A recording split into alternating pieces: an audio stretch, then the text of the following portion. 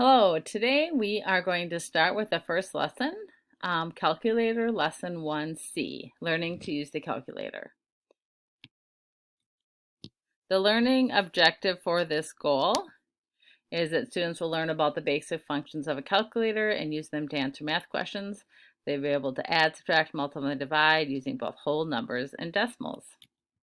So you will need two or three things for this lesson.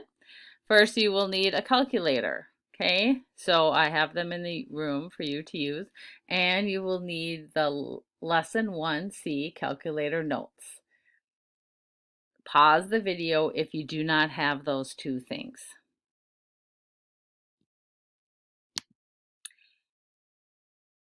This Texas Instrument TI-30X calculator is the calculator that is the best for this class. It is really important that for these lessons that you're using this calculator and that you're not using your phone.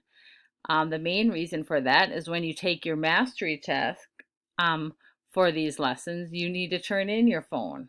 Okay, so you will only have the calculator, and if you don't practice on the calculator, then you may not know, be able to get the right answer for get the correct answer for the mastery checks and the practice. Okay, so like again, if you do not have, please pause so you can get a calculator.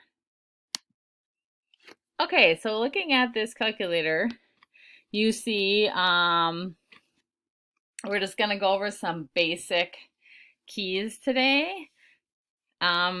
Many of you aware, this is how you turn it on.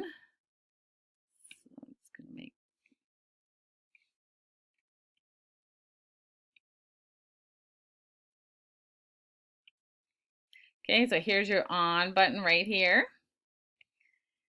So, and then here is your delete button. Here is the clear button. And here's your equals button. So, obviously the calculator on turns the calculator on, okay?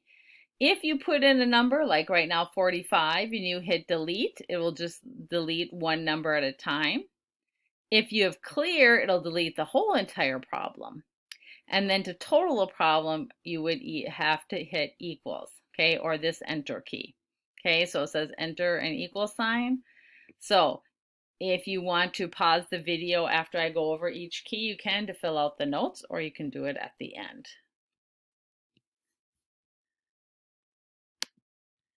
Okay, so let's look at the basic operations. This is the most key, these are the keys that we will be using for this lesson. They are on the right-hand side of your calculator. The first one we're going to talk about is the addition key. Remember, the words that mean addition would be add, plus, total, entire cost, or additional. Here is the subtraction key, or sometimes lots of students refer to as minus. Okay, so minus, subtraction, take away, less. Then we have the multiplication key that looks like an X. So we usually use the X symbol in this class, but if you've had algebra and geometry, you know that that is a variable. So other symbols you might see for multiplication would be parentheses.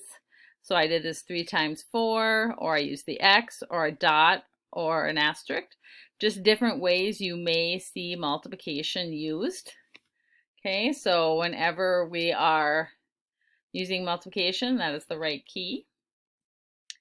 And then we have division, that is up here, okay?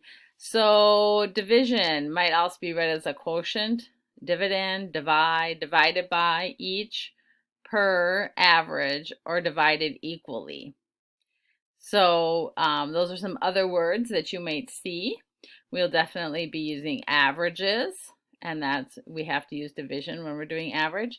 Here are some other ways that it might appear. I really want you to look at this way, because if I would take 12 and divide by 3 equals 4, to remember that fractions are just a division. We're going to talk more about that. but just to reference that for the division. Okay, and the last key here is the decimal key, and that's a very, very important key right there in the middle of the numbers. It is the most important key on the calculator. Decimal are used when more precision is needed. For this class, it is all about money. So most of your answers are going to be given in money form, and you have to be able to use the decimal. Excuse me. So it is vital you understand and use it correctly. So remember, if this is the number, you're putting in 45.63 into your calculator.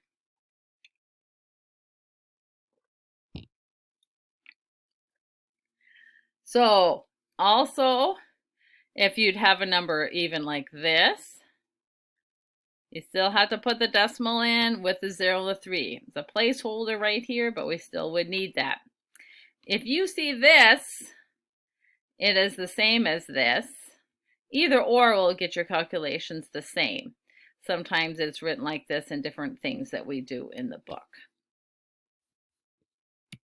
So one thing too is that sometimes if you do a problem into your calculator and it just doesn't seem correctly, it doesn't make sense, then you need to press the on and the clear button at the same time, and that'll kind of reset things. And that that also might clear it, okay? So if you just hit on and clear, I know it resets it, or on clear second, it resets the whole thing. So if you feel like there's something wrong with your calculator, you can let Miss Dahlstrom know and I will help you with that. Sometimes I even have put in a simple one like 3 times 3, and if it doesn't come up at 9, then I know there's something in the memory or the calculator, because this calculator can do amazing things and lots of things that we are going to do, but we want to make sure that you're getting the correct answer.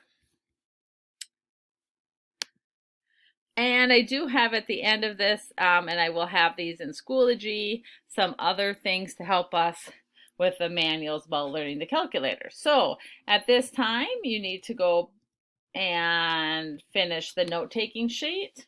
You can rewind or reuse this, go back in this video if you need all the keys. The names for the keys are at the top here.